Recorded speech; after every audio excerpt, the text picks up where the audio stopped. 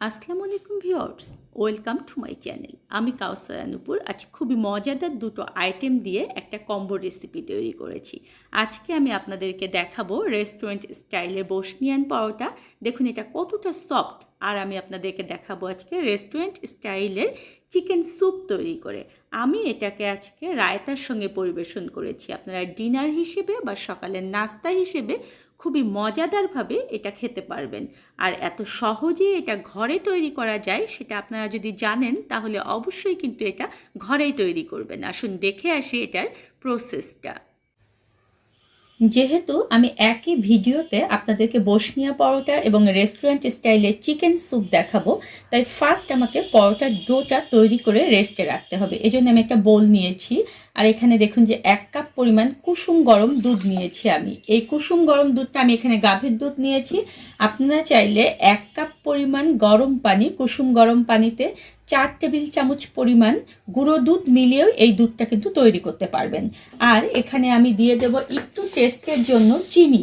আমি এখানে 1 টেবিল চামচ এবং হাফ টেবিল চামচ মানে 1.5 টেবিল চামচ পরিমাণ চিনি দিয়ে দিলাম। আর এখানে আমি ব্যবহার করব ইস্টের পরিমাণটা এখানে আমি 1 চা চামচ এবং হাফ চা চামচ মানে 1.5 চা চামচ পরিমাণ ইস্ট আমি এখানে ব্যবহার করলাম। এইটাকে আমি এখন একটু নেড়ে চেড়ে এটাকে রেস্টে রেখে দেব 10 মিনিটের জন্য, যাতে করে ইস্টটা অ্যাক্টিভ হয়ে যায়। আর সবসময় বলে রাখি আমি আমার সব ভিডিওতে যে দুধ কিংবা পানি যেটা এখানে ব্যবহার করেন আপনারা, সেটা কিন্তু কুসুম গরম হতে হবে। একদম যদি ঠান্ডা হয় সেখানে ইস্ট কিন্তু অ্যাক্টিভ হবে না, আবার যদি খুব বেশি গরম হয় তাহলেও কিন্তু ইস্ট অ্যাক্টিভ হবে না। এখন 10 মিনিটের জন্য এটাকে রেখে দিচ্ছি। 10 মিনিটে দেখুন যে আমার ইস্টটা কিন্তু অ্যাক্টিভ হয়েছে। দেখুন এগুলো কিন্তু উপরে একটু ফেনা ফেনা ভাব হয়েছে, তার মানে বুঝতে হবে যে ইস্টটা অ্যাক্টিভ হয়েছে। এখন এর মধ্যে আমি দিয়ে দেবো মেজারমেন্ট কাপ দিয়ে 3 কাপ পরিমাণ ময়দা। এই ময়দাটা আপনারা যে কোনো ব্র্যান্ডের ময়দাটা এখানে ব্যবহার করতে পারবেন। আমি আজকে বসুন্ধরা ময়দা ব্যবহার করছি। ময়দার বদলে আটা দিলেও যে হবে না তা নয়, তবে পারফেক্ট করার জন্য কিন্তু এখানে ময়দাটাই ব্যবহার করতে হবে। আর এখানে আমি দিয়ে দিলাম 1 চা চামচ পরিমাণ লবণ। এখন এই উপকরণগুলো আমি একটু হাত দিয়ে মেখে নেব। এখন 1/4 কাপ দেখুন যে আমি নর্মাল টেম্পারেচারের পানি নিয়েছি। এটাকে আমি ধীরে ধীরে দেব এবং খুব সুন্দর একটা স্টিকি ডোতে পরিণত করব।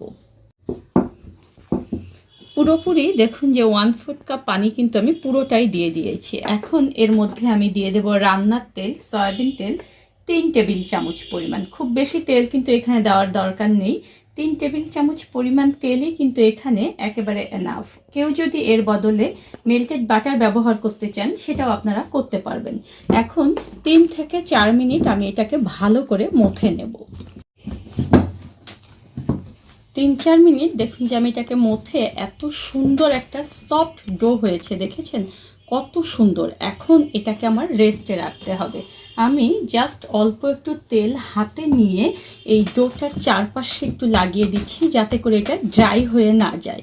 আর এটা কিন্তু আমাদেরকে একটু গরম স্থানে রাখতে হবে। কারো কাছে যদি আপনাদের পলি র্যাপার থাকে তাহলে আপনারা সেই পলি র্যাপার দিয়ে মুড়িয়ে রাখবেন। আর যদি কারো কাছে না থাকে তবে সেক্ষেত্রে আপনারা একটা ঢাকনা দিয়ে এটাকে ঢেকে দেবেন। দেখুন এইভাবে করে ভালো মতো, এটা এই কারণে আমরা দেই যাতে করে এখানে কোনো রকম বাতাস না ঢুকে যায়।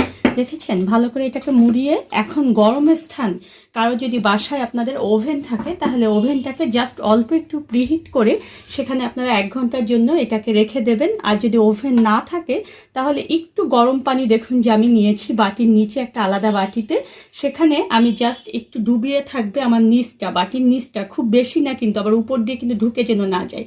এটাকে 1 ঘন্টার জন্য রেস্টে রাখবো। তার মধ্যে চলুন আমরা চিকেন স্যুপের প্রিপারেশনটা করে নিই। চিকেন স্যুপটার চিকেনগুলোকে দেখুন যে আমি রেগুলার যে পিস আমরা করি রান থান সেই রকম না করে আমি কিন্তু রানগুলোকেও দেখুন যে 2 পিস করে নিয়েছি, আবার থানগুলোও দেখুন যে 2 পিস করে নিয়েছি। মানে রেগুলার সাইজের চেয়ে এটাকে আমি একটু ছোট সাইজ করে নিয়েছি। রেস্টুরেন্টে দেখবেন সবসময় একটু ছোট সাইজ থাকে, আর বড় সাইজটা আসলে ওভাবে খেতে ভালো লাগে না, এর ভিতরে তেল মশলাটা ওভাবে যায় না, সেজন্য আমি এরকম নিয়েছি। আর এখানে কিন্তু আমি এখানে দেখুন যে ব্রয়লার মুরগি যেটাকে বলা হয় সেই মুরগিটা ব্যবহার করেছি। এখন এই চিকেনটাকে ধুয়ে আমি ভালো করে স্ট্রেনারে পানি ঝরিয়ে নিয়েছি। আর এখানে আমি দেখুন যে ব্রেড নিয়েছি 4 পিস। আজকে আমি এখানে 500 গ্রাম চিকেন নিয়েছি। আর সেজন্য আমি এখানে মাঝারি সাইজের ব্রেড নিয়েছি 4 পিস। এই ব্রেডের যে ধারগুলো রয়েছে ফার্স্ট এই ধারগুলোকে আমাদের ভালো মতো কেটে নিতে হবে। রেস্টুরেন্টে দেখবেন যে খুব সুন্দর একটা কালার আসে, একেবারে হোয়াইট কালার। এর কারণ হচ্ছে ওখানে কিছুটা জিনিস ব্যবহার করে তারা, আর সেই জিনিসগুলো কি কি ব্যবহার করে সেটা কিন্তু পুরোটাই আমি আপনাদেরকে আজকে দেখিয়ে দেব। একটা ব্লেন্ডারে দেখুন যে আমি জাগ নিয়ে নিয়েছি। এখন এই ব্লেন্ডারের জাগের মধ্যে আমি দিয়ে দেব 1/2 কাপ পরিমাণ তরল দুধ। এই দুধটা কিন্তু আমি কুসুম গরম দুধ নিয়েছি। এখন আমার যে ব্রেডগুলো এগুলো স্লাইসগুলো আমি একটু ছোট করে কেটে নিয়ে এখানে দিয়ে দিচ্ছি, আর এটাকে আমি ভিজিয়ে রাখবো 2 মিনিট।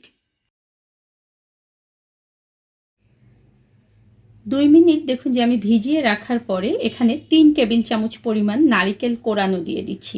কেউ যদি আপনারা এই নারিকেল কোরানোটা দিতে না চান স্কিপ করতে পারেন, তবে নারিকেল কোরানোটা দিলে অনেক বেশি টেস্ট হয়। এখন এটাকে আমি ব্লেন্ড করে নেব। দেখুন খুব সুন্দর একটা ব্যাটার তৈরি হয়েছে। কারো যদি মনে হয় যে আপনাদের দুধ দিয়ে হচ্ছে না, একটু পানি এখানে অ্যাড করে তারপর এটাকে ব্লেন্ড করবে, এবং মিহি করে কিন্তু এটা ব্লেন্ড করতে হবে। এখন চলুন আমরা চুলার কাছে চলে যাই। চুলায় আমি একটা কড়াই গরমে উঠিয়েছি, আর সেখানে আমি দেখুন যে 2 টেবিল চামচের মতো পরিমাণ বাটার দিয়ে দিচ্ছি। এই বাটারটা এখানে অবশ্যই ব্যবহার করতে হবে, কারণ রেস্টুরেন্টে কিন্তু বাটারটাই ব্যবহার করে। আর এখানে আমি 2 টেবিল চামচের মতো সয়াবিন তেল দিয়ে দিলাম। আমি দুটো এখানে মিলিয়ে দিলাম, এতে করে ফ্লেভারটা অনেক বেশি সুন্দর আসবে। একটু দেখুন যেটা যখন একটু গরম হয়ে যাবে তখন এখানে আমি 2 থেকে 3টা তেজপাতা একটু টুকরো করে দিয়েছি।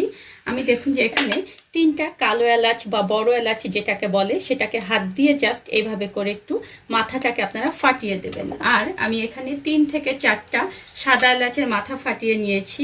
আমি এখানে 4-5টা লং দিয়েছি এবং কয়েক টুকরা দারচিনি দিয়ে এটাকে জাস্ট একটু নেড়ে নিচ্ছি। এতে করে ফ্লেভার কিন্তু অনেক সুন্দর আসবে। অবশ্যই কিন্তু এটা তেলের মধ্যে দেবেন।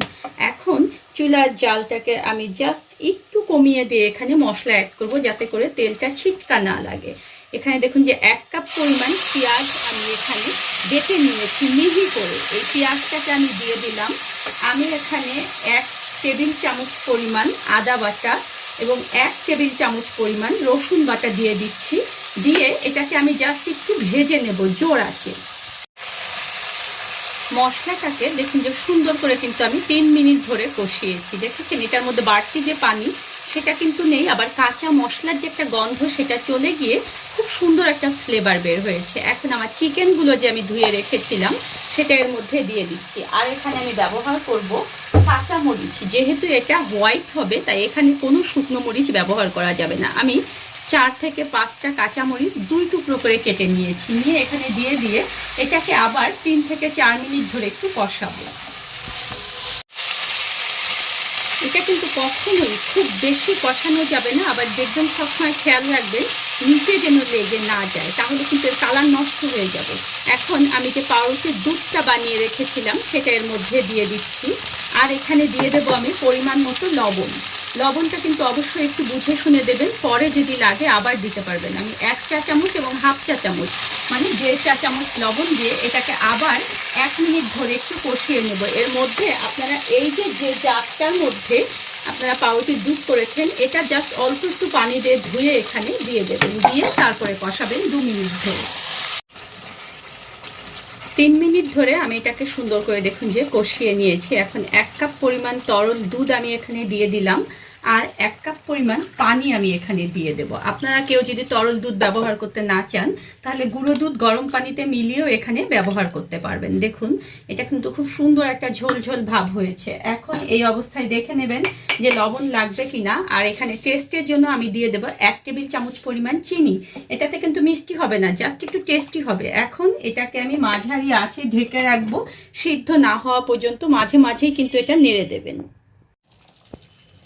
15 মিনিট ধরে দেখুন যে আমি মাঝারি আঁচে মুরগিগুলোকে সিদ্ধ করে নিয়েছি। এখন জাস্ট আমার মুরগিগুলো কিন্তু প্রায় সিদ্ধ হওয়ার পথে। এই সময় এসে আমি 1 টেবিল চামচ পরিমাণ বাটার, আমি যে বলেছিলাম পরে আবার একটু বাটার মিলাবো, সেটা দিয়ে দিলাম। দিয়ে এখন চুলায় জালটাকে একেবারে কমিয়ে দিয়ে এটাকে আমি 5 মিনিট ধরে একটু দমে রাখবো।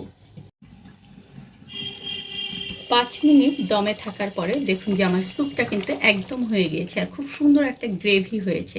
চিকেনটাও খুব সুন্দরভাবে সিদ্ধ হয়ে গিয়েছে। এখন এটাকে বন্ধ করে রেখে আমি বসনিয়া পরোটাটা বানাতে চলে যাচ্ছি।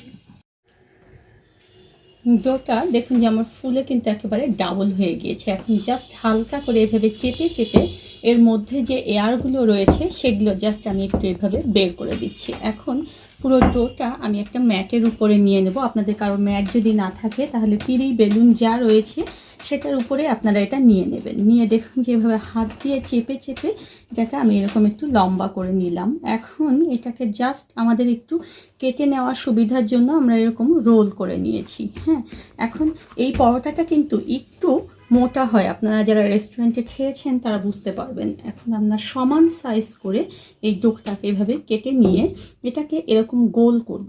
দেখুন এভাবে করে দিয়ে হাতের মধ্যে এভাবে যদি আমরা করি তাহলে দেখবেন যে সবগুলো আমাদের সুন্দর গোল হয়ে যাবে। ফার্স্ট এভাবে আগে সবগুলো গোল করে নেব। সবগুলো দেখুন যে আমি গোল করে নেওয়ার পরে এরকম র্যাপার দিয়ে 15 মিনিট এটাকে ঢেকে রেখে দেব। 15 মিনিট পরে দেখুন যেগুলো কি সুন্দর ফুলে গিয়েছে। এটা 15 মিনিটের চেয়ে একটু বেশিও রাখলে কিন্তু কোনো সমস্যা নেই। হ্যাঁ, এখন এরকম একটা নিয়ে নিচ্ছি আমি। এখানে কিন্তু আমি বেলার জন্য কোনো রকম আটা বা ময়দা ব্যবহার করব না। এখানে দেখুন যে ম্যাটের উপরে জাস্ট অল্প একটু তেল এভাবে দিয়ে দিতে হবে, দিয়ে এটাকে আমার বেলে নিতে হবে। চুলায় দেখুন যে আমি তেল উঠিয়ে দিয়েছি গরমে। একদম জোর আঁচে তেলটাকে গরম করে নিতে হবে। এরপর আস্তে করে এভাবে পরোটাটা দিয়ে এটা কিন্তু একেবারে জোর আঁচেই ভাজতে হবে। আঁচ কিন্তু কমিয়ে ভাজা যাবে না। হ্যাঁ, তাহলে কিন্তু দেখা যায় পরোটাটা একদম ভালো হবে না। দেখুন এভাবে করে একটুক্ষণ নেড়ে দেওয়ার পরে এটাকে উল্টিয়ে দেওয়ার জন্য আরেকটা খুন্তি ব্যবহার করতে হবে। দেখুন কি সুন্দরভাবে ফুলে গিয়েছে, দেখেছেন? আর এরকম সুন্দর একটা কালার যখন হয়ে যাবে তখনই কিন্তু এটাকে তুলে নিতে হবে। দেখুন কতটা সুন্দর, একদম ফোলা, একেবারে রেস্টুরেন্টের মতো।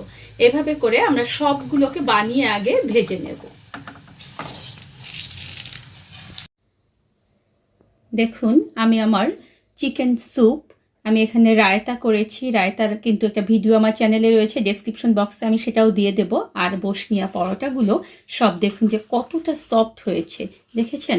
অনেক অনেক মজাদার। এটা সকালে কিংবা ডিনারে যে কোনো সময় আপনারা এই নাস্তাটা বা ডিনার হিসেবে আপনারা এটা ব্যবহার করতে পারবেন। দেখেছেন কত সহজে ঘরে তৈরি হয়ে গেল রেস্টুরেন্ট স্টাইলের চিকেন স্যুপ এবং বসনিয়া পরোটা, সঙ্গে মজাদার একটা রায়তা। ধন্যবাদ সবাইকে আমার সঙ্গে থাকার জন্য। আর আমার পরবর্তীতে আরও নতুন কোনো ভিডিও পেতে হলে প্লিজ আমার চ্যানেলটা সাবস্ক্রাইব করবেন।